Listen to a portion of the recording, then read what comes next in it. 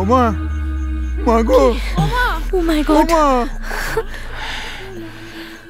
ওমা, মা গো, ওমা, ওমা, মা, মা, ওমা, ওমা, মা, ওঠো না ওমা। রাতের বেলা মায়ের জন্য দুধ সাপ নিয়ে যাচ্ছিলাম, রান্নাঘরটা তো ওই নিচে ওই দিকে। রান্নাঘর থেকে বেরিয়ে দেখি মা মুখ থুবড়ে এখানে পড়ে আছে। আপনি কোথায় ছিলেন? কি হলো? আমি রোজকার মতো পুকুর পাড়ে বসে একটু তামাক খাচ্ছিলাম। এখানে খাই না, বাস ছড়ায় মা পছন্দ করতেন না। ওখান থেকে ফিরতে ফিরতে বাগানের কাছে কৃষ্ণার কান্না শুনতে পাই। এসে দেখি মা।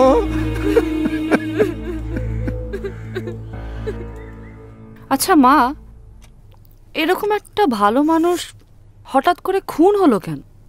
ব্যাস, অমনি গোয়েন্দাগিরি শুরু। সব কিছুতে সন্দেহ না? আমাদের মতন এ পোড়া দেশেও গান্ধীজির মতন মানুষকে খুন হতে হয়েছিল। মা, ওটা রাজনীতি ছিল, এটাও কি পলিটিক্যাল কেস? জানি না রে, তবে ওর কথা এত শুনেছি না, মনটা খুব খচখচ করছে। যাবে নাকি বাপের বাড়ি? তোর অ্যাক্সিডেন্টের পর থেকে আর কোথাও গেছি কখনো?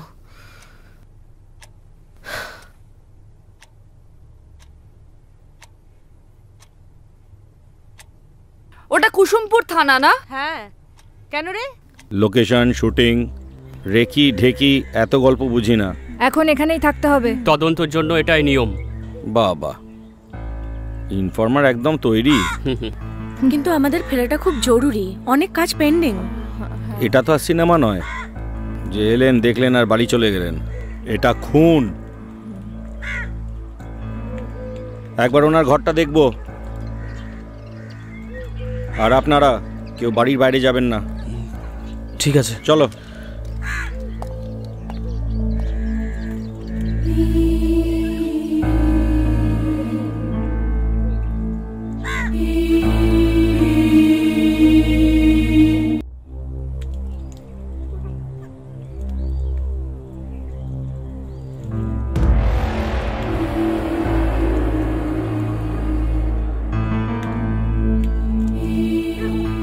স্যার, হ্যাঁ ওরা আবার ফোন করেছিল। হ্যাঁ, আবার? ওফ, এবার আমি পাগল হয়ে যাব। দেখি স্বর্গে গিয়ে ধান ভাঙে শুনেছি, রেখে থেকে কেউ খুন হয় বাপের জন্মে প্রথম শুনলাম। পুলিশ বলেছে যতক্ষণ না তদন্ত হবে ওদেরকে ওখানেই থাকতে হবে। ভালো তো, ওখানেই থাক না। ভালো কই, রেখে গিয়েই তো আমার সিনেমার টাকা সম্পূর্ণ খরচা হয়ে যাবে। ও বাবা, স্বপ্না একটু শান্তি দাও। না, হাসপাস করছি গরমে। বাবা একটু ছাতু শরবত দাও না, ছাতু।